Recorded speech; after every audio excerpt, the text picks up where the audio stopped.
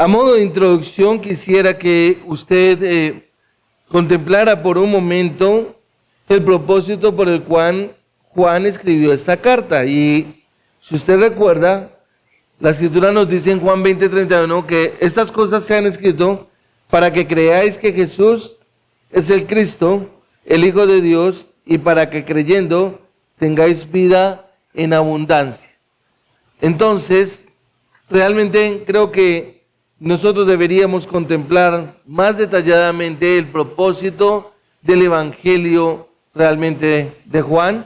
Es decir, saber de que cuando estamos estudiando ese libro, Dios lo dejó con un propósito, en este caso específico, creer en Jesucristo como su Hijo y para que creyendo en Él tengamos vida. Y quisiera entonces ir a el texto que tenemos estudiando, y el título de la enseñanza para hoy es la continuación del sermón del domingo pasado y se llama Cuando Jesús es el que alimenta, parte 2. Cuando Jesús es el que alimenta, parte 2 o segunda parte. Y vamos a mirar aquí precisamente la proporción de lo que estaba sucediendo.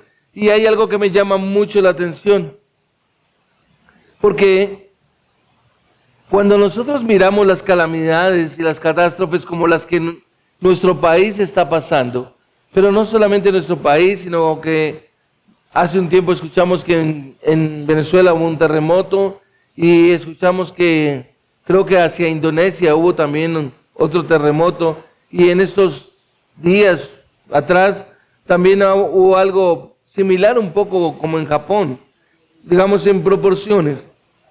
Normalmente todo tipo de calamidad, de este tipo de catástrofes, dejan dolor y devastación.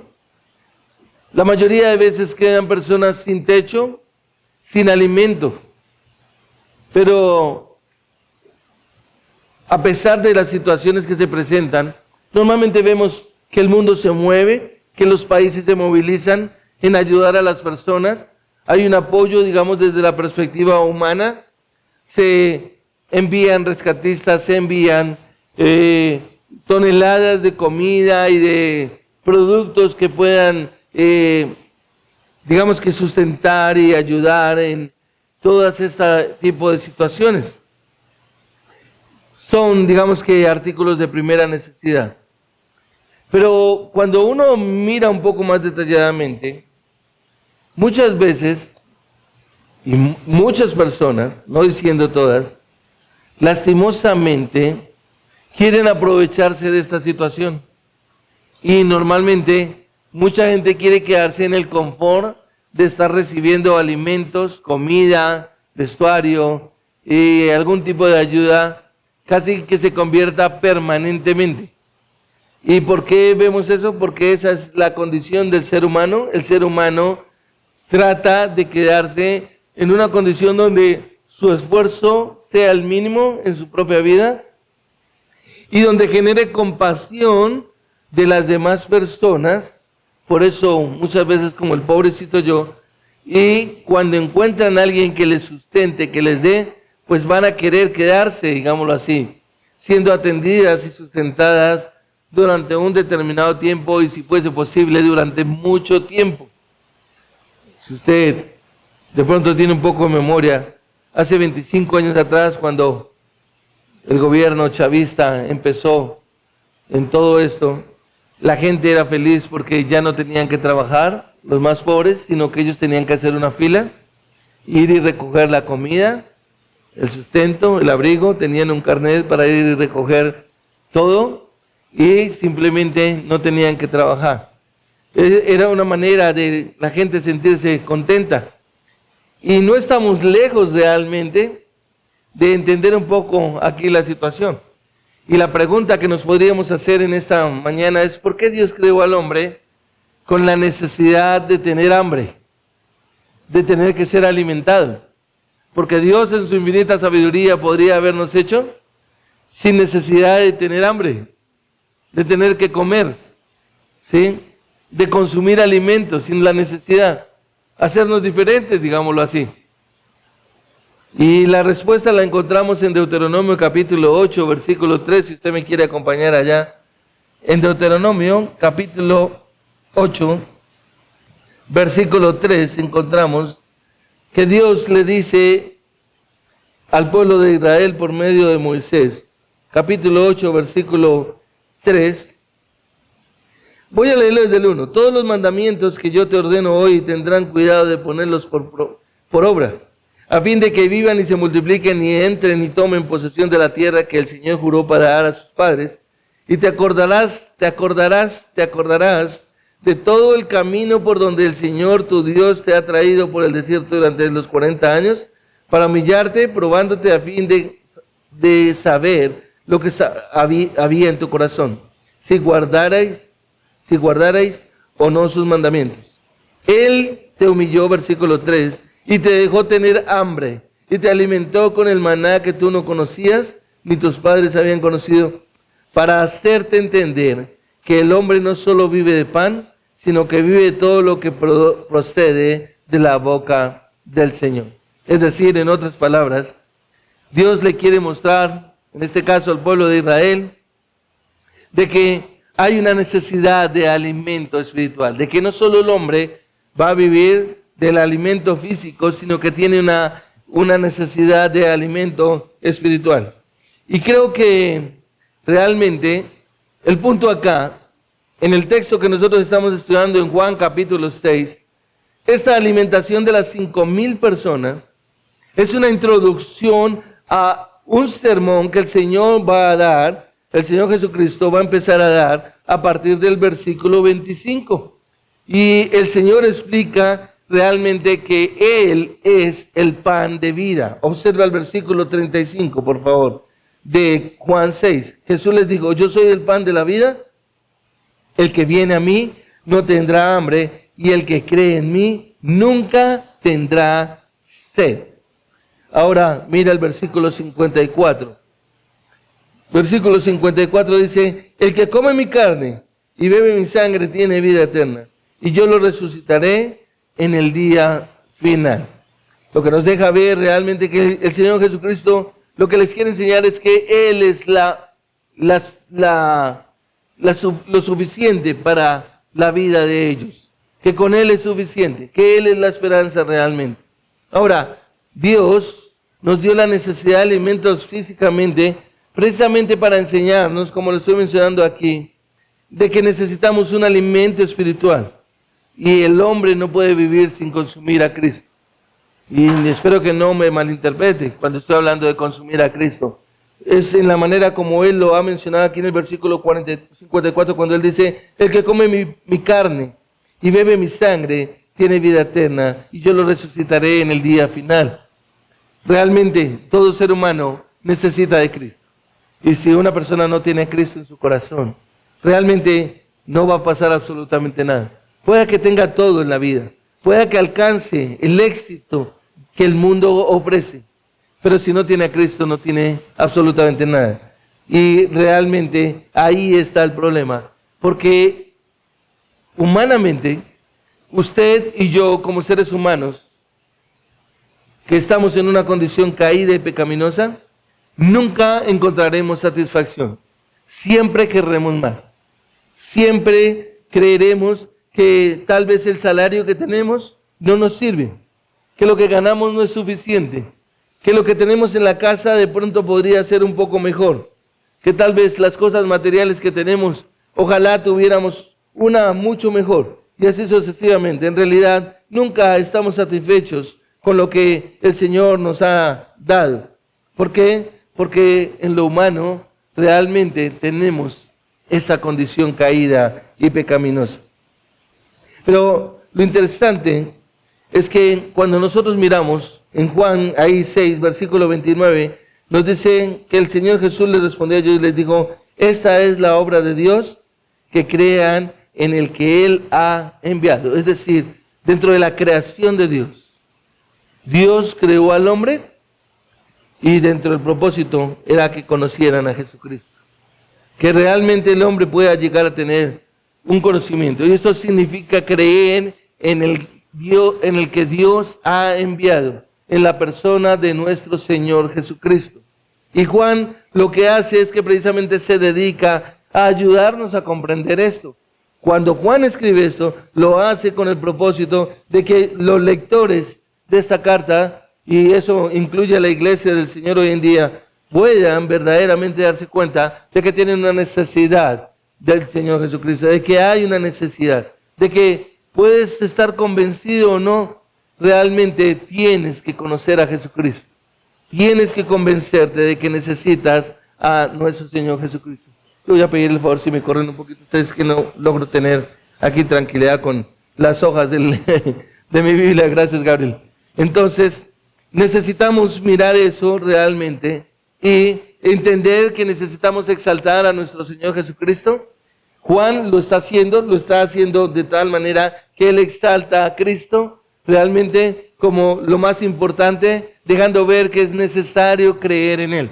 Pero lo interesante de cuando hablamos de creer en Él, no está haciendo referencia a ese conocimiento de saber de que Cristo murió en la cruz, de que Cristo nació de una virgen, de que Cristo realmente fue y murió en un madero. Pues claro que es necesario todo eso, sino el creer realmente no tiene que ver con lo que Él realmente llegó y hizo de una manera a modo de información, ¿sí? Aún los milagros que muchas personas están esperando ver, que buscan iglesias, lugares como estos de congregación, donde se manifieste, donde como que haya milagros y señales y todo eso para sentir de que ahí está Dios. Sino realmente creo que aquí el punto de lo que Juan nos está manifestando es de permanecer en Él. El creer significa permanecer en Él, es decir, mostrar una vida en el Espíritu Santo, es decir, guiados por el Espíritu Santo y obrando de la manera o viviendo como nuestro Señor Jesucristo lo hizo. Y quisiera entonces, bajo este texto, hablar de dos atributos que nosotros veremos en el día de hoy. En la porción de la Escritura, lo que nos falta, quiero que veamos dos atributos con respecto a nuestro Señor Jesucristo que nos hacen creer que Él es el único alimento que necesitamos. Dos atributos que nos hacen ver y nos hacen creer que Él es el único alimento que necesitamos.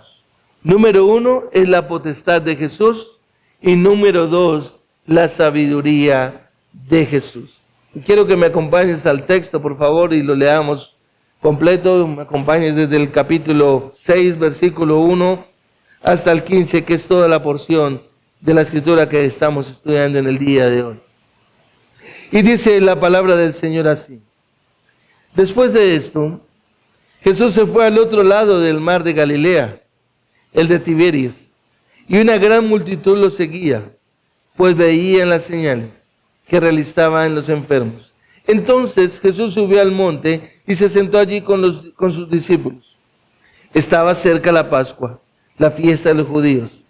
Cuando Jesús alzó los ojos y vio que una gran multitud venía hacia él, dijo a Felipe: ¿Dónde compraremos pan para que coman estos? Pero decía esto para probarlo, porque él sabía lo que iba a hacer. Felipe le respondió: 200 denarios de pan no le bastarán para que cada uno reciba un pedazo. Uno de sus discípulos, Andrés, hermano de Simón Pedro, dijo a Jesús: aquí hay un muchacho que tiene 5 panes de cebada y 2 pescados. Pero, ¿qué es esto para tantos? Hagan que la gente se siente, dijo Jesús. Y había mucha hierba en aquel lugar. Así que se sentaron. El número de los hombres era de unos 5,000. Entonces Jesús tomó los panes y, habiendo dado gracias, los repartió a los que estaban sentados, y lo mismo hizo con los pescados, dándoles todo lo que querían. Cuando se saciaron, dijo a sus discípulos: recojan los pedazos que sobran para que no se pierda nada. Ellos los recogieron y llenaron 12 cestas con los pedazos de los 5 panes de cebada que sobraron a los que habían comido. La gente entonces, al ver la señal que Jesús había hecho, decían, verdaderamente este es el profeta que había de venir al mundo. Por lo que Jesús, dándose cuenta de que iban a venir y por la fuerza hacerle rey, se retiró él solo otra vez al monte. Acompáñenme por favor en oración. Padre, Señor, necesitamos de tu Santo Espíritu en esta mañana. Hemos leído esta porción de tu palabra, Señor, pero requerimos de la guía de tu Santo Espíritu para ver, Señor, realmente cómo eso aplica a nuestras vidas hoy en día, de ver la maravilla de nuestro Señor Jesucristo obrando mientras estuvo aquí en la tierra, haciendo estos milagros, en especial este que fue tan relevante ante esa multitud de personas, pero que sin embargo, aunque hizo este milagro delante de tantas personas, verdaderamente ellos no deseaban seguirle, ellos no deseaban caminar con Él. Señor, ¿cuántos de nosotros podemos tal vez hacerlo de la misma manera?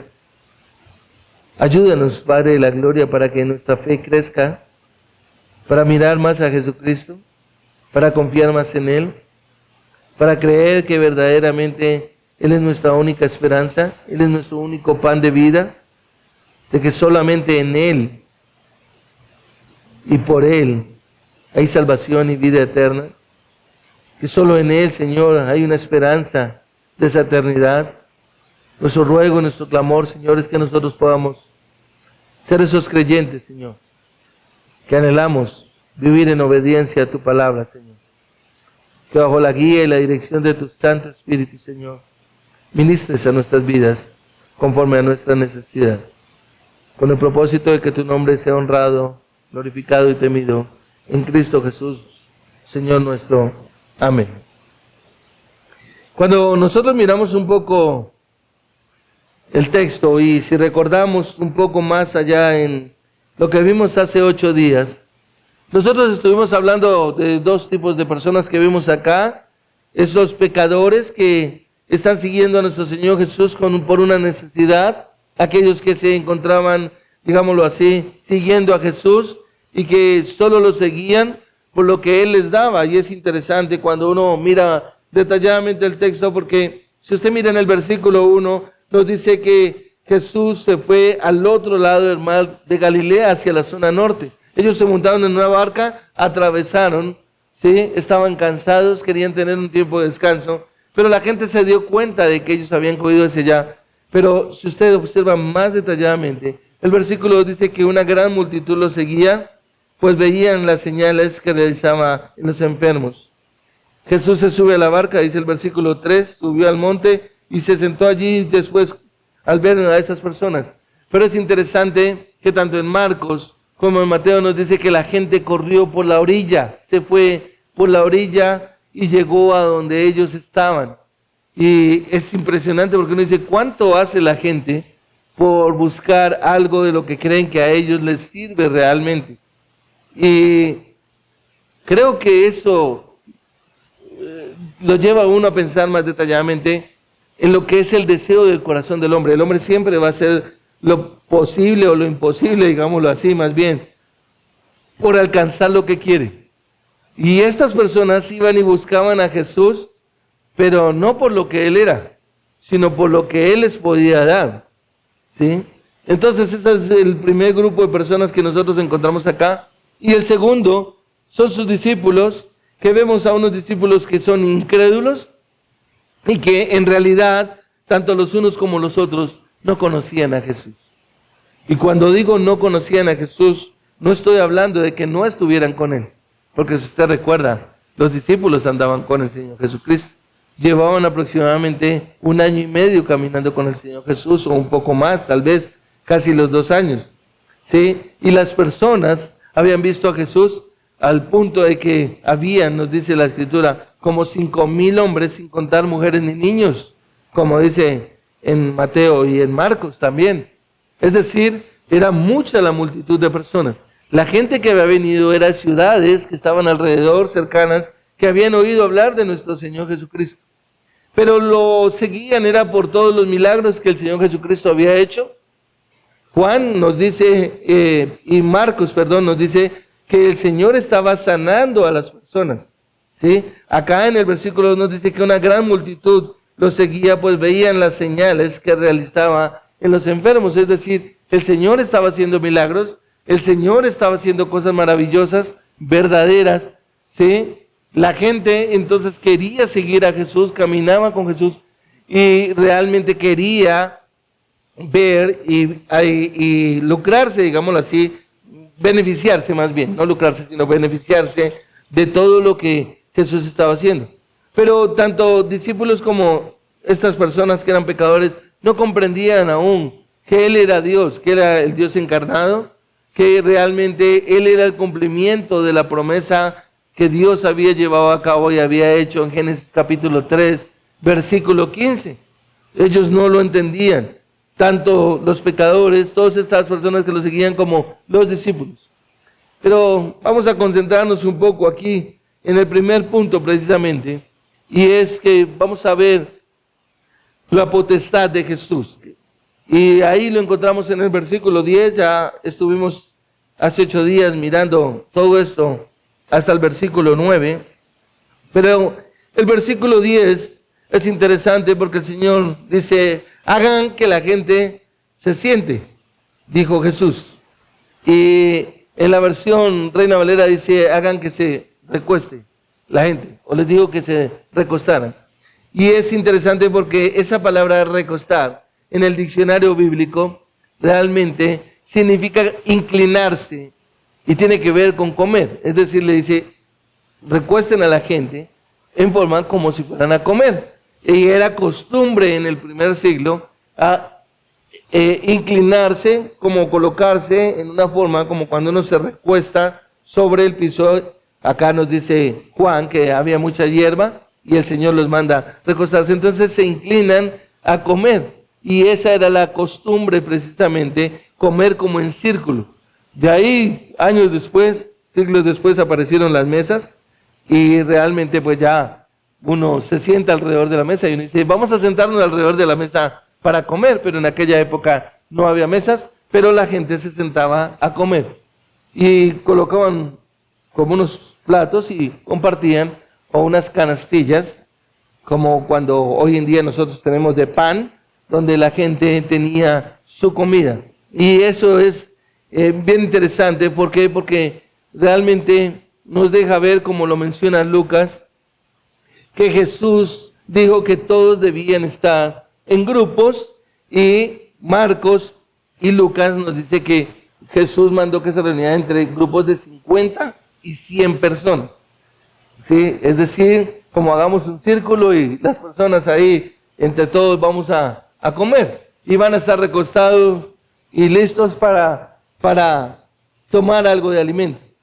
Y es hermoso porque vemos cómo Cristo siempre en su infinita sabiduría está preparado precisamente para todo momento, ¿sí? Y esto me recuerda un poco cuando uno ve esos eventos y admira la logística de lugares donde hay que repartir la comida. Y ahorita precisamente que veía todo lo que ha sucedido en nuestro país, me llama mucho la atención que yo veo esos camiones y camiones de comida y digo, ¿cómo necesitan una logística para armar todo eso, para repartir, para que no falta el vivo que quiera hacer la fila, recoger algo y entregarle a otro y vuelva? Porque sabemos que siempre se presenta así. Cuando hay mucha comida o algo, entonces la gente quiere reclamar un plato y va y da la vuelta y quiere volver otra vez a comer. Y siempre uno lo ve, y aún en eventos de cristianos que he tenido la oportunidad de estar, he visto cómo la gente va a coger comida y vuelve y da la vuelta para querer otra vez volver a comer. Pero todo eso requiere de un orden, requiere de una logística. Y cuando uno piensa en 25,000 personas, uno dice, wow, qué sabiduría aquí la que se requiere del Señor, que le estaremos mirando en un momento.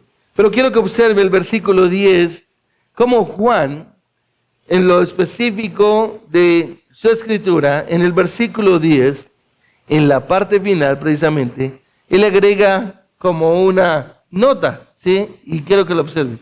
Y él dice, así que se sentaron y el número de los hombres era de unos 5,000. De unos 5,000, dice el versículo 10. Y había mucha hierba en aquel lugar, así que se sentaron y el número de los hombres era de unos 5,000. Y uno dice, ¿por qué Juan puso y había hierba en aquel lugar? Bueno, es más fácil uno sentarse en un lugar donde hay hierba que donde hay de pronto arena y cosas así. Y Juan deja ver que nuestro Señor Jesucristo tenía esa compasión, ese cariño hacia las personas, para que se pusieran cómodas, para que estuvieran bien realmente, ¿sí? Es una compasión soberana de el Dios Todopoderoso en su planeación, en que a la hora de la verdad, si todos iban a comer, bueno, estuvieran cómodos lo mejor posible, ¿cierto?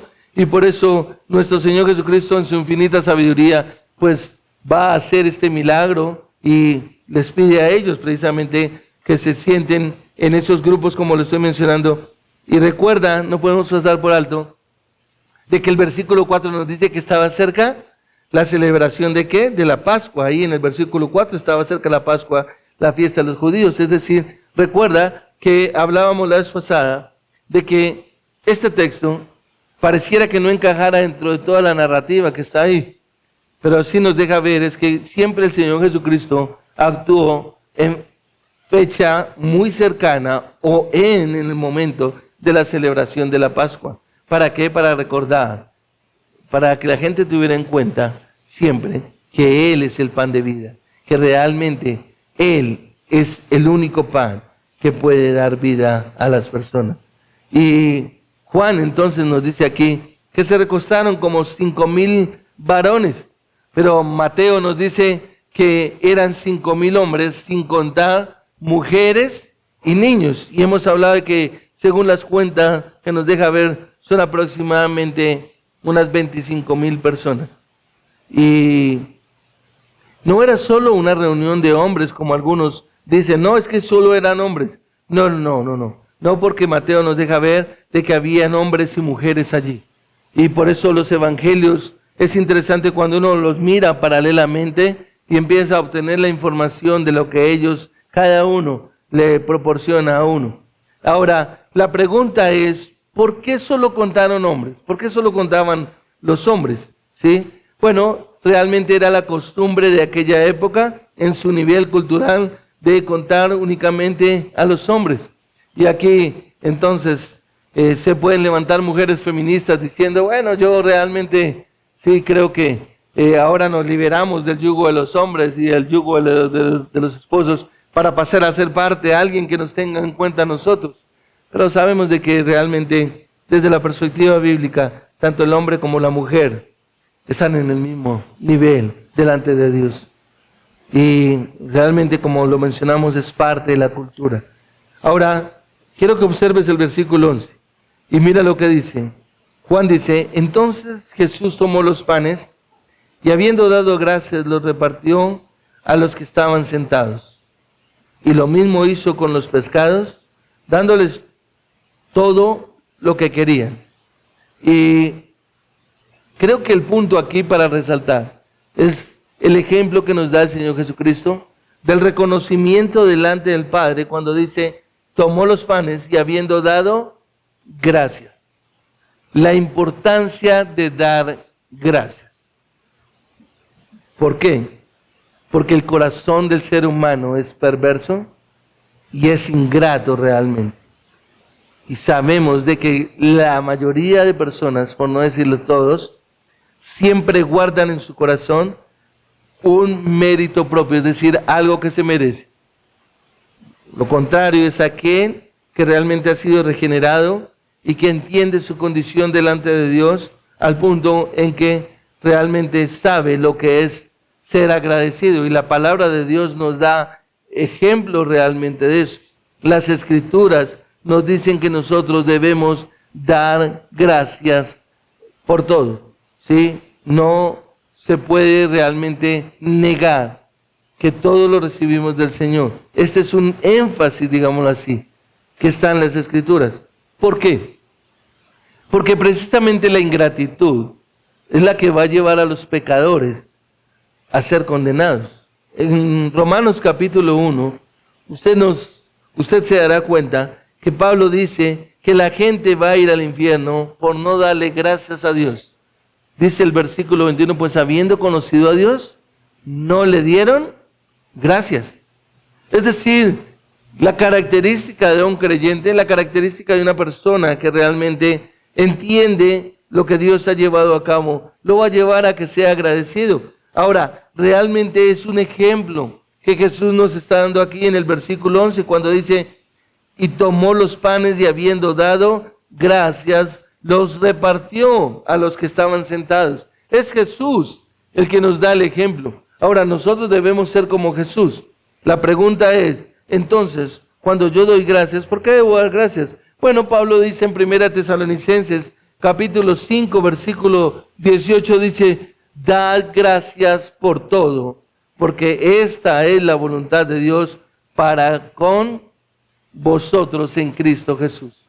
Es decir, es una característica y es una manera de reflejar la adoración, pero no una gratitud como un cliché, como cuando la gente dice, bueno, gracias, gracias. No, porque creo que esto proviene desde el corazón, realmente, la gratitud desde el corazón. Pablo lo dice en Efesios capítulo 2, versículo 20, dice, dando siempre gracias a Dios, dándole siempre gracias a Dios. Es decir, ese tipo de gratitud que lleva a un reconocimiento de que, ¿sabes qué, Señor? Tú no tienes ninguna obligación para conmigo. Tú realmente lo que me estás dando, me lo estás dando en ese amor y en esa gracia y en esa misericordia. A mí me sorprende ver personas que llegan y oran por los alimentos, pero después están criticando los alimentos que se comieron, los alimentos que están sobre la mesa. ¿Sí? Entonces, ¿cuál fue tu gratitud? No la entiendo. Y Pablo le da la instrucción a Timoteo en 1 Timoteo capítulo 4, versículo 3, si me quieres acompañar allá un momento. Él le está diciendo por qué debe dar gracias al Señor. Y observa en 1 Timoteo capítulo 4, versículo 3, que Pablo le dice a Timoteo, versículos 3 y 4, esos prohibirán casarse y mandarán a abstenerse de algunos alimentos que Dios los ha creado, para que con acción de gracias participen de ellos los que creen y han conocido la verdad. Porque todo lo creado por Dios es bueno y nada se debe rechazar si se recibe con acción de gracias. El énfasis ahí, si usted mira, en un solo versículo, está hablando 2 veces de la acción de gracias. Ahí está la acción de gracias. Y Pablo dice para que participen de ellos los creyentes. Es decir, un creyente es una persona que debe vivir constante y permanentemente agradecido con el Señor, dándole gracias. Pero vuelvo y digo, no como un cliché, sino como un entendimiento, una comprensión verdaderamente de que todo lo está recibiendo en la gracia y la misericordia del Señor. ¿Sí? Porque realmente todo lo recibimos es por nuestro Señor Jesucristo.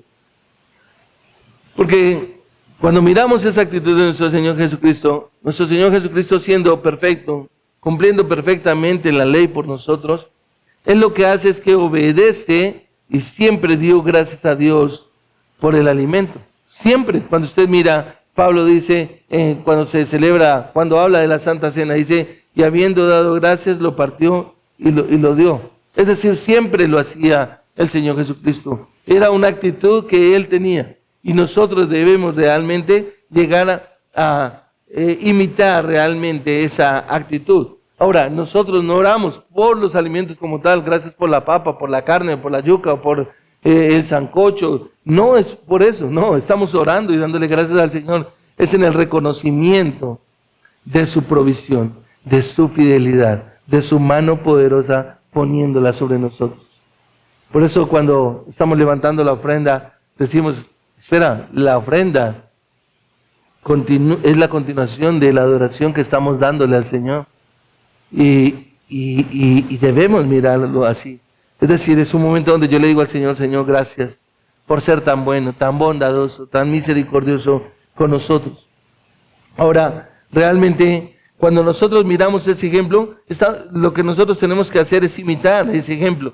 Y el Señor Jesucristo aquí en el versículo 11 dice, dice Juan, que nuestro Señor Jesucristo, después de haber dado gracias, los repartió a los que estaban sentados, y lo mismo hizo con los pescados, dándoles todo lo que querían. Y normalmente nosotros leemos ahí como de corrido y como que nos quedamos ahí, ya. Pero pocas veces paramos ahí en el texto a mirar más detalladamente. Porque es que aquí está el milagro, en el versículo que estamos observando en el 11. Ahí está el milagro. Ahí hay una profundidad que uno como que quisiera quedarse ahí buscando más y más y más. Estamos llegando o hemos llegado aquí al milagro, a lo más sorprendente, el milagro.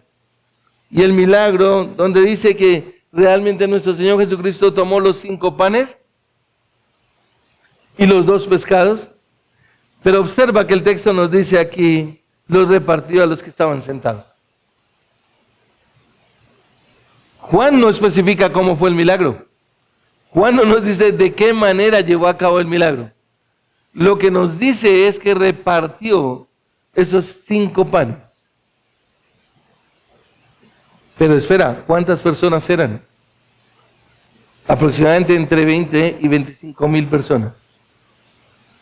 Si tú coges y piensas, ok, partir un pan, que lleva aproximadamente 1 segundo, y empezar a repartirlo, ¿cuánto se demoraría para atender 25 mil personas? Y la cuenta da 3 horas. Para atender o para, sí, darle a todas las 25 mil personas. Y lo que podemos darnos cuenta aquí, mis amados, es la actitud de nuestro Señor Jesucristo para servirle a las personas. Pocas veces le prestamos atención a eso. Estamos concentrados mirando el milagro. Estamos concentrados leyendo acerca de la multiplicación de los panes y de los peces. Pero poco pensamos realmente en la manera como lo está haciendo nuestro Señor Jesucristo. Dice que Él, tal vez no nos dice exactamente que se lo dio a los discípulos y les dijo, vaya y repártalo. No, no lo dice. Nos imaginamos que los discípulos le ayudaron, por supuesto, a repartirlo. Pero Él era el que estaba haciendo el milagro. Era la multiplicación. Podríamos pensar, no, entonces empezaron a brotar los panes ahí, donde estaban, el chico que lo tenía en la canastilla. No, no, no. Era el milagro de tomar y partir y multiplicar y entregarlo, porque Él es Dios y Él es el que está haciendo el milagro. Pero poco pensamos realmente en todo el sacrificio y el esfuerzo que Él lleva. Si a ti o a mí nos dijeran, tienes que atender 25 mil personas y empieza a repartirles pan, lo primero que nosotros haríamos es poner el grito en el cielo y decir, no, necesito a alguien que me ayude. Yo no voy a hacer esto solo. Porque esa es nuestra tendencia. Siempre a mirar es el yo, el sacrificio que me toca a mí. Pero no, pocas veces centro mi mirada en mirar a Jesús. Y dice que Él lo repartió a los que estaban sentados. ¡Wow! ¡Qué gran labor realmente! Como les menciono, ¿cuánto tiempo o cuántas veces habíamos pensado en lo que llevó repartir a esas 25 mil personas, esos pedazos de pan? Y como les menciono, nos da 3 horas. Eso demanda mucho esfuerzo, demanda mucho sacrificio. Nos deja ver cuánto se gastó el Señor por servir a la gente que nos menciona en los evangelios. Es caminar de esa manera. Y aunque el texto no habla mucho del milagro en sí, porque no nos dice cómo fue hecho, el verbo es solamente distribuir, nos dice que repartió. Ese es el verbo que encontramos ahí, repartió. Pero no nos dice más. No nos dice, como ya lo mencioné, si los 12 discípulos le ayudaron.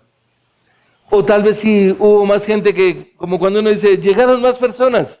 Ahorita que vemos todo lo del terremoto y uno dice, han salido más y más voluntarios, gente que quiere repartir, gente que quiere ayudar, gente que quiere realmente entregar los alimentos. Y uno, a mí mirando las noticias, yo digo, qué rico estar ahí, qué rico. ¿Cuántos de nosotros tenemos tiempo y hubiéramos pensado, yo voy a coger un bus y me voy para allá? Yo quiero ir a ayudar, yo quiero ir a servirle a la gente. es que eso lleva a un sacrificio. No sabemos el proceso del milagro. No nos dice la Biblia cómo lo hizo. ¿Sí? Es que precisamente como no nos dice la Biblia cómo lo hizo, por eso nosotros decimos que es un milagro. El punto es que es un milagro. ¿Sí? Y son cosas que nosotros no comprendemos. Si me preguntan, ¿cómo fue que nuestro Señor Jesucristo levantó a Lázaro de los muertos? Ninguno de nosotros podríamos comprender. Nosotros diríamos, no lo sé. Yo lo único que sé es que lo levantó de entre los muertos. Por eso es un milagro. ¿Sí? No tenemos idea realmente. Solo sabemos que lo levantó y por eso llamamos el milagro de la resurrección de Lázaro. Algunos realmente están afirmando y se atreven a decir que Él creó el pan de la nada. Pero hay que tener mucho cuidado con eso. Porque realmente, en el caso mío, hace 8 días, mirando yo el video, dije, wow, yo me equivoqué al decir que Jesús hizo de la nada el pan. No, eso no es cierto. Porque la Escritura nos dice que el Señor Jesús en el principio creó todo. De la nada fue antes de la creación. Pero cuando Jesús hizo todo, ya todo quedó hecho. Entonces no es que haya sido de la nada. Hebreos precisamente, capítulo 4 nos dice que toda la creación fue acabada desde la fundación del mundo. Entonces todo lo que ocurre después es una formación, una creación. Él tomó las moléculas de algo que ya existía, no sé, de un lugar o de otro, y crea realmente, y hace este milagro. Por eso nos habla de una multiplicación de panes y de peces, algo que ya está creado. Cristo realmente está tomando las moléculas del universo y creando el pan. Y eso es fácil para nuestro Señor Jesucristo. Eso es fácil. ¿Por qué? Porque Él gobierna realmente todas las cosas con la palabra de su poder. Recuerda lo que dice Hebreos capítulo 3, versículo 1, que Él todo lo tiene controlado con la palabra de su poder. Y esto es similar realmente al libro de Reyes. Pensemos en ese milagro, no sé si tú lo recuerdas, si me quieres acompañar allá rápidamente, en Segunda de Reyes capítulo 4, por favor. Segunda de Reyes capítulo 4, versículo 2 en adelante. Segunda de Reyes capítulo 4.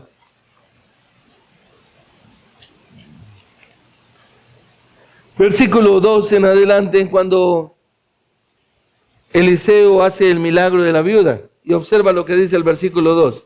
Y Eliseo le dijo, ¿qué puedo hacer por ti? Le dice la viuda. Dime qué tienes en casa. Y ella respondió, su sierva no tiene en casa más que una vasija de aceite. Versículo 3. Entonces Eliseo le dijo, ve, pide vasijas prestadas por todas partes, de todos tus vecinos, vasijas vacías, no pidas pocas. Ahí hay una clave. 4. Luego entra y cierra la puerta detrás de ti y de tus hijos y echa el aceite de todas estas vasijas. Echa el aceite en todas estas vasijas poniendo aparte las que están llenas. Y ella se fue de su lado y cerró la puerta tras sí y de sus hijos. Y ellos traían las vasijas y ella echaba el aceite. Cuando las vasijas estuvieron llenas, ella dijo a un hijo suyo, tráeme otra vasija. Y él le dijo, no hay más vasijas. Y cesó el aceite. Entonces ella fue y se lo contó al hombre de Dios. Y él le dijo, ve, vende el aceite y paga tu deuda, y tú y tus hijos pueden vivir de lo que quede. ¿Quién explica eso? ¿Cómo podemos explicar eso realmente? ¿Hay manera de explicar ese milagro? No, no hay manera. Es la manera como Dios obra. Y eso nos deja ver realmente que Cristo, siendo poderoso, realmente Él puede hacer las cosas como nosotros nunca nos imaginamos. No hay forma de explicar ese milagro. No hay forma de explicar un milagro realmente. Ahora, aquí hay una lección. ¿Y cuál es la lección realmente? La lección es que si estás en una situación donde te parece imposible que Cristo pueda llegar a proveer lo que necesitas, cuando realmente no ves ninguna solución humana, cuando todo está en caos, cuando todo está, como decimos nosotros, patas arriba, como que decimos, ya no hay nada que hacer. Recuerda que lo que es imposible para el hombre, para Dios realmente es fácil. Para nuestro Señor Jesucristo es supremamente sencillo. Porque realmente tenemos que ver que nuestro Señor Jesucristo es el Todopoderoso. Y Él puede crear realmente la provisión de maneras que realmente tú y yo no alcanzamos a imaginarnos. Mira, acompáñame ahí, cerquita, a Efesios capítulo 3, versículo 20. Y observa lo que dice Pablo con respecto a nuestro Señor Jesucristo y su poder. Capítulo 3, versículo 20. Y aquel que es poderoso para hacer todo mucho más abundante de lo que pedimos o entendemos, según el poder que obra en nosotros. Dios no tiene tope. Aquel, está en mayúscula, que es poderoso para hacer todo mucho más abundante de lo que pedimos o entendemos. Lo que la palabra de Dios nos está diciendo realmente, mis hermanos, es que nosotros no tenemos idea cómo obra Dios. Nuestra inteligencia es supremamente limitada. Nosotros no tenemos realmente idea de cómo Dios puede obrar en nuestra vida. De cómo Dios puede obrar en nuestra vida. De cómo puede realmente llegar a hacer las cosas. Nosotros no tenemos idea. ¿Cuántas veces hemos enfrentado situaciones, problemas y dificultades que creemos que ya el mundo se nos acabó, que quedó patas arriba? Y al momento, días después, vemos que todo se resolvió de una manera que uno dice, ¿y para qué me preocupé? Para Él no hay nada imposible. Recuerda que los apóstoles están pensando y ellos dicen, ¿cómo vamos a comprar comida para tanta gente? Mira el pensamiento de los discípulos que en algún momento de nuestra vida nos hace también, nos deja ver que nosotros tenemos la misma actitud de los discípulos. Pensando de que Dios no está ahí al frente, que Dios no va a estar realmente controlando todo y que va a sacar todo de la manera como Él a sí mismo lo ha determinado. ¿Sí? Y ellos están diciendo entonces, ¿cómo vamos a comprar? ¿Cómo vamos a comprar comida para tanta gente? Y realmente todo esto es el pensamiento de ellos, que es un pensamiento racional, un pensamiento completamente humano, un pensamiento que realmente deja ver lo que nosotros somos. Finitos, que queremos todo con el razonamiento humano, pero que las cosas de Dios no trabajan de esa manera. Ahora mira, volviendo al versículo 11, observa al final. Y hay algo que verdaderamente deja ver el poder de nuestro Señor Jesucristo. ¿Sí? Y es su potestad para proveer según la necesidad. Observa lo que nos dice el versículo al final. Lo mismo hizo con los pescados, y observa lo que dice Juan acá, dándoles todo lo que ¿qué? Lo que querían, dándoles todo lo que querían. ¿Qué querían ellos? Ser alimentados. ¿Qué tenían ellos? Hambre. Y entonces les dice que les dio todo lo que querían. Es decir, les digo, ¿quieren repetir más? Repitan más. Repitan todo lo que quieran. ¿Quieren más pan? ¿Quieren más pescado? Bueno, ahí, porque mira, el texto nos está diciendo, dándoles todo lo que querían. Dándoles todo lo que querían. No es solamente cómete este pedacito, calma tu hambre por el momento. No, sino que les está diciendo es dándoles todo lo que querían. Coman todo lo que quieran, llénense en el estómago, llénense en la barriga. Barriga llena, corazón contento. Es decir, coman hasta que queden saciados. El salmista bien nos dice, mi copa está rebosando. Y si eso es así realmente, ahora imaginemos lo que Cristo realmente puede hacer en nuestras vidas, por nosotros. Y ahora, ¿cuánto más? En la eternidad. Realmente es algo precioso que nos deja ver el poder de nuestro Señor Jesucristo. Su gracia es mayor realmente. Su provisión siempre es en abundancia, como lo está mostrando acá, dándoles todo lo que querían. Debemos confiar en su poder. Debemos realmente confiar en su gloria. Él es el Rey de Gloria. Y es ahí cuando nosotros podemos contestar, como contestó el apóstol Pablo, cuando dijo, mi Dios pues suplirá todo lo que os falta, conforme ¿a qué? A las riquezas de en gloria en Cristo Jesús. Eso está en Filipenses. Y realmente nosotros debemos pensar de esa manera. Nuestro Dios va a suplir. Nuestro Dios pues suplirá todo lo que nos falta, todo lo que necesitamos. Ahora, es lo que necesitamos, no lo que nosotros queremos. Todo lo que necesitamos, Cristo nos lo proveerá en abundancia. Pero ten en cuenta esto, no lo que deseamos en nuestra carne, no lo que queremos en nuestra carne, sino de acuerdo a nuestra necesidad. Y esto acá nos conecta precisamente con el segundo atributo que encontramos acá, y es la sabiduría de Jesús. Y la sabiduría de Jesús podemos darnos cuenta acá, porque estamos hablando de que hemos visto su poder para multiplicar unos panes, unos peces, y alimentar aproximadamente a 25,000 personas.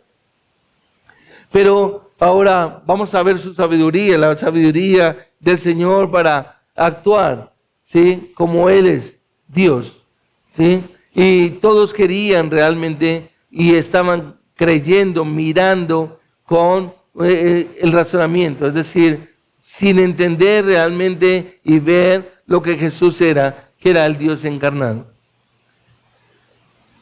Es decir, muchas veces miramos a Jesús desde la perspectiva netamente en nosotros humana y racional, pero no realmente prestamos atención a mirar de toda su grandeza y su magnificencia, de que Jesús es Dios, que Él es el Dios encarnado. Y fue lo mismo que tuvieron los discípulos acá. Pero observa que el versículo 12 nos dice, cuando se saciaron. Y aquí nos está dando gran información. Cuando se saciaron. Para una persona decir, estoy saciada, es porque está llena, porque está satisfecha. Ahora compara el versículo final del 11 cuando dice, dándoles todo lo que querían. Versículo 12, cuando se saciaron. Es decir, hubo una satisfacción. Hasta ya no puede. Coman todo lo que quieran, como estamos diciendo. El Señor dice a sus discípulos, recojan los pedazos que sobran para que no se pierda nada. Para que no se pierda nada. Y esto es interesante. Porque primero nos dice que todos fueron saciados. Se les llenó el estómago. Pero luego nos dice que sobró comida. Y aquí hay una enseñanza bien interesante. Porque si tú miras el versículo 12, cuando el Señor Jesucristo dice, recojan los pedazos que sobran para que no se pierdan, mira el versículo 13, algo maravilloso. Nunca nos dice que Jesús estuvo comiendo con ellos, ni tampoco nos dice que los discípulos se sentaron a comer. Ellos se preocuparon fue por atender a todas las personas. Pero el versículo 13 observa que dice, ellos los recogieron y llenaron 12 cestas con los pedazos de los 5 panes de cebada que sobraron a los que habían comido. Y aquí vale la pena hacer una aclaración. Usted y yo, cuando pensamos en cestas de comida, tenemos en nuestra mente el chip de que nos muestra unas canastotas grandes, ¿sí? De las películas que tal vez vimos, de libros, de ilustraciones, y siempre nos imaginamos las cestas así grandes. Pero no, realmente en aquella época se manejaban unos canastillos donde la gente ponía su comida y las guardaba para ir a diferentes lugares y llevaban una provisión. Ahora, recuerda que la gente estaba siguiendo a nuestro Señor Jesucristo y llevaba varios días, porque estaba en un lugar y cuando se enteraron de que Él había pasado al otro lado del mar, entonces se fueron por las playas a seguirlo. Es precioso porque el Señor Jesucristo los ha saciado a ellos, ha sobrado comida, pero ahora lo que nos deja ver en su perfecta sabiduría, ¿cuántas canastillas sobraron? Y aquí no es una alegoría, sino que dice, sobraron con los pedazos de 5 panes de cebada que sobraron a los que habían comido, ¿sí? Aquí no nos dice exactamente cuántos. En otros evangelios nos dice que sobraron 12 cestas. Pero esas 12 cestas, como les estaba explicando, son 12 canastillas pequeñas para alimentarse. Y podríamos entonces pensar que en la sabiduría de nuestro Señor, esas cestas que conocemos, que son pequeñas, creeríamos que fue el alimento precisamente para que quienes comieran. ¿Quiénes eran los que faltaban? Nuestro Señor Jesucristo y los discípulos. Es decir, que no quedara ya nada más, que no se perdiera nada más. Lo que nos deja ver acá, observen, es que el Señor Jesucristo en sus palabras dice, recojan los pedazos que sobran para que no se pierda nada. Es decir, para que no hubiera que botar comida. Para que no hubiera que tirar comida. Y lo que quedó, como nos lo muestran los otros evangelios, en esa cantidad, fue lo suficiente, lo necesario para que comieran ¿quiénes? Los discípulos. Esa es la sabiduría de Dios, realmente. ¿Por qué? Porque realmente todo Dios lo hace perfecto, de manera correcta. Y aquí no podemos caer en el error como algunos liberales quieren manifestar, de que realmente no hubo una multiplicación de panes y de peces, sino que realmente Jesús simplemente dio el ejemplo de los que querían compartir. Algunos lo que dicen es que la gente tenía guardadas sus comidas en sus mochilas. No voy a hablar de morrales, no habían morrales en aquella época, pero sí mochilas, y la gente no quería compartir. Entonces algunos se atreven a decir que es que Jesús tomó el alimento de este chico que le encontraron y lo sacó, y lo que les dijo era que todos tenían que compartir. Entonces toda la gente sacó de sus comidas y repartieron, y entonces hubo gran multiplicación de comida. Pero no, aquí lo que nos está mostrando verdaderamente es el milagro de nuestro Señor Jesucristo. 5,000 personas, hombres, y más o menos 25,000 personas con mujeres y niños, realmente nos mostraban, nos dejan ver que fue algo real, que fue un milagro. Recordemos que en Marcos capítulo 6, versículo 38, el Señor Jesucristo manda a sus discípulos y les dice que vayan y miren, investiguen si alguien tiene comida, si alguien tiene de comer. Y Marcos capítulo 6, 38 nos lo deja ver ahí. Cuando Jesús les da la orden. Y dicen que no hubo más que 5 panes y 2 peces. El texto nos está mostrando y nos dice que Jesús distribuyó estos panes a todos. No solo a sus discípulos, sino que se lo dio a todos. Realmente tenemos que mirar más detalladamente todo esto y darnos cuenta de la sabiduría infinita de nuestro Señor Jesucristo. Esa sabiduría para manejar todo, para dar acorde a la cantidad de lo que la gente necesitaba, como he resaltado en el versículo 11, cuando dice que dándoles todo lo que querían y habiéndolos saciado, parafraseando un poco, nos deja ver la sabiduría de nuestro Señor para dar lo necesario, lo que cada persona verdaderamente necesita. Y aquí encontramos una aplicación a nuestras vidas. Realmente nosotros necesitamos saber de que Cristo tiene el conocimiento y la sabiduría perfecta, en precisión, de lo que usted y yo necesitamos.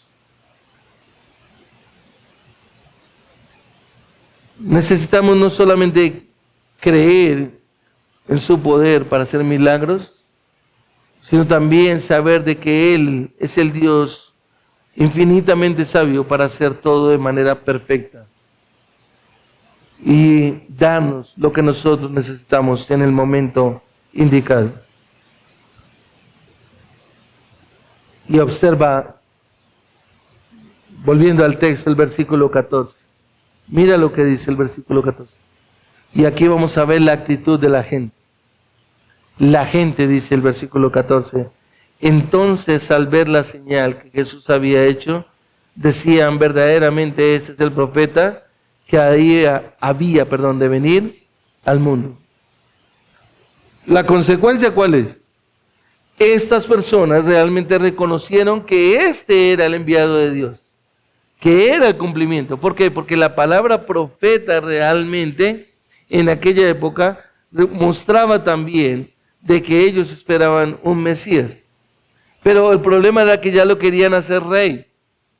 Y Juan nos deja ver acá de manera concreta y concisa realmente la actitud del corazón de ellos. El deseo de hacerle rey no era realmente por el reconocimiento de ser Dios, de que Él era el Dios encarnado, de que era el cumplimiento de la promesa, de que era la segunda persona de la Trinidad, de que era el creador del universo. No, su deseo de hacerlo rey era porque ya no tendrían hambre, porque Él les podría suplir su necesidad, Él les podría dar todo lo que necesitaran. Él los sustentaría completamente y les aprovisionaría acorde a sus necesidades. Hace muchos años, recién estaba yo empezando a asistir a una congregación cristiana. Me acuerdo de un hombre, él ya partió a la presencia del Señor. Y estoy convencido de que ese hombre está en la presencia del Señor.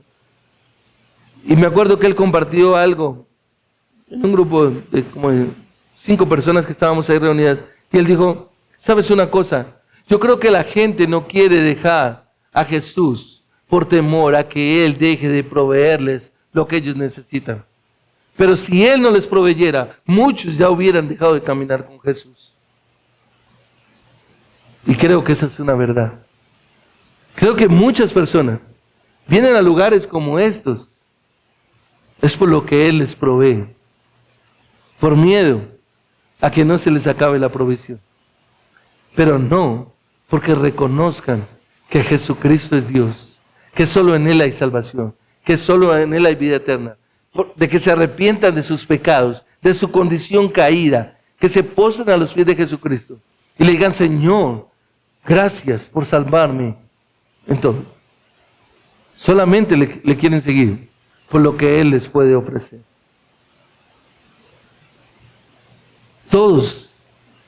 Todos le querían hacer rey.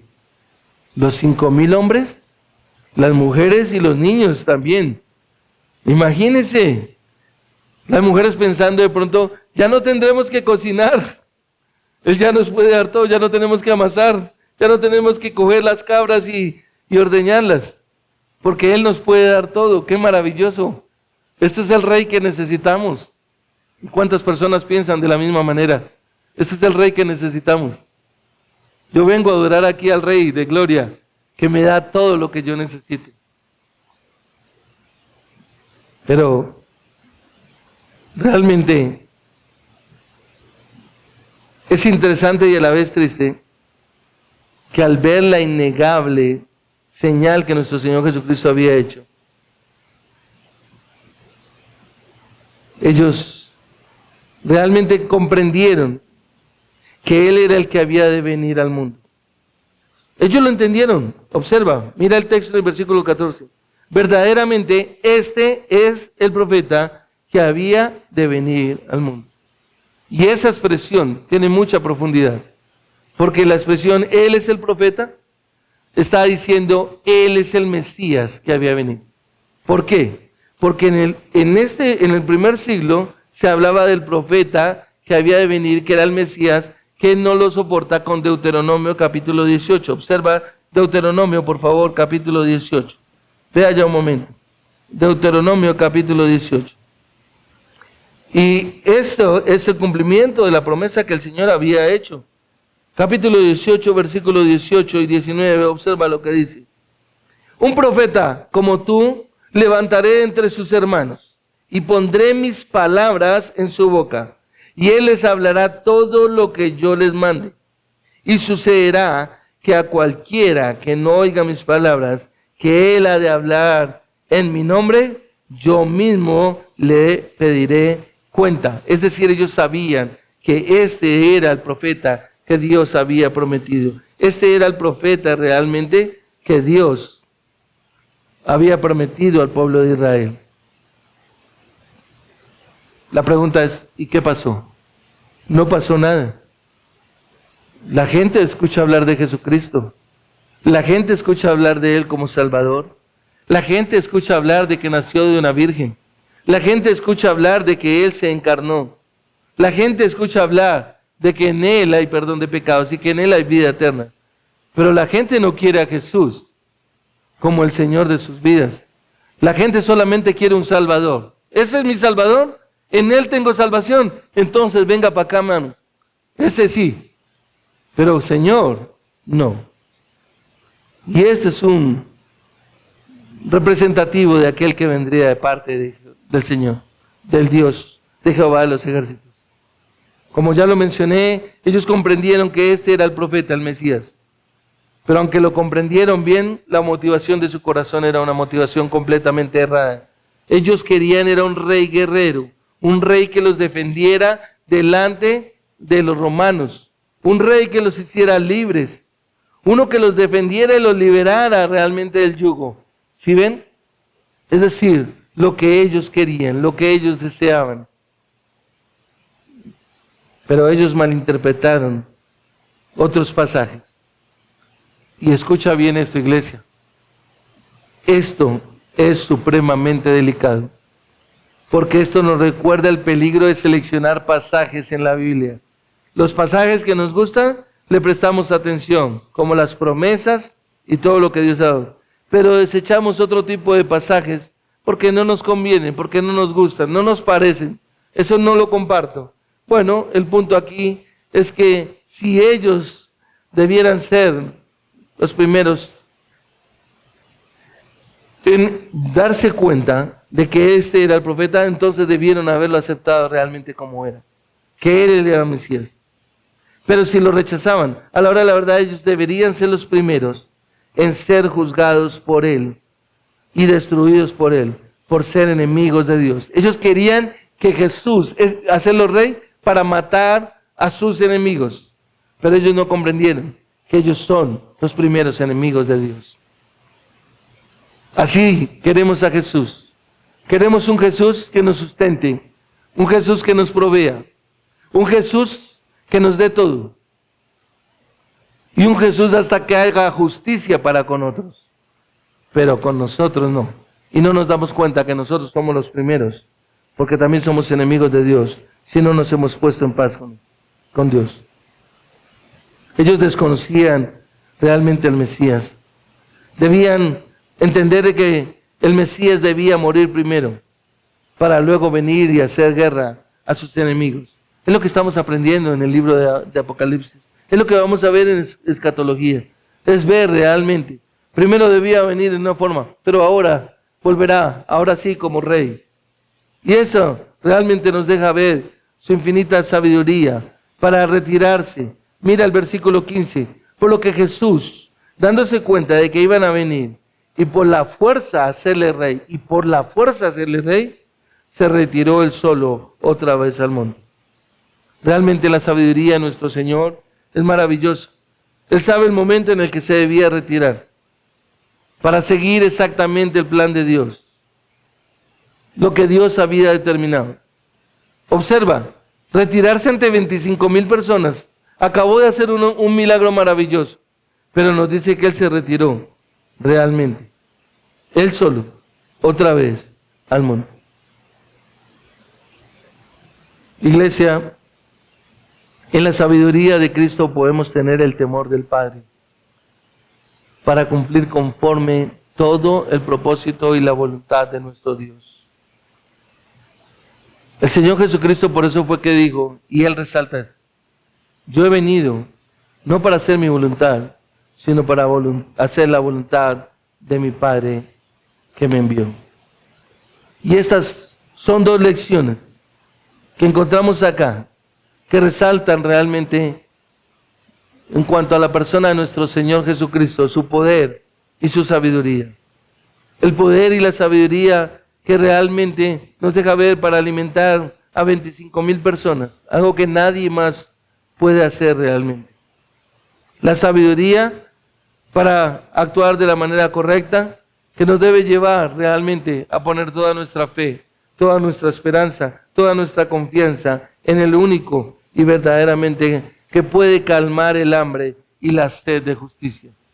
Así que también es necesario que nosotros podamos verle a Él como nuestro único Señor, nuestro único Dios de la providencia, de verdaderamente poner toda nuestra confianza y nuestra esperanza en Él.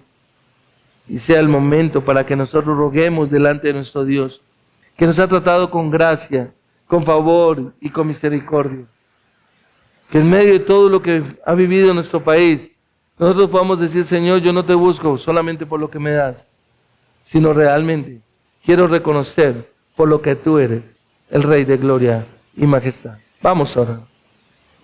Padre, gracias. Gracias por tanta bondad. Gracias por tanta misericordia. Gracias por tu gracia, Señor. Señor, realmente es maravilloso ver cómo tú obras de manera perfecta, cómo todo lo que has llevado a cabo junto con tu Hijo Jesucristo, Señor, nos deja realmente una enseñanza para preguntarnos, Señor, ¿cuál es nuestra relación contigo? ¿Por qué invocamos tu nombre, Señor?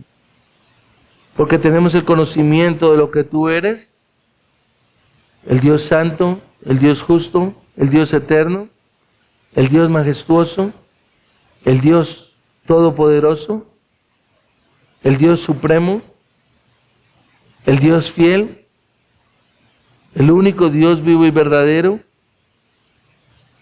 Oh Señor, porque conocemos de que tú eres Señor de la providencia, y nos quedamos ahí, Señor, descansando y buscando solamente en esa parte, Señor, en lo material que nos permita vivir este mundo, disfrutar de este mundo,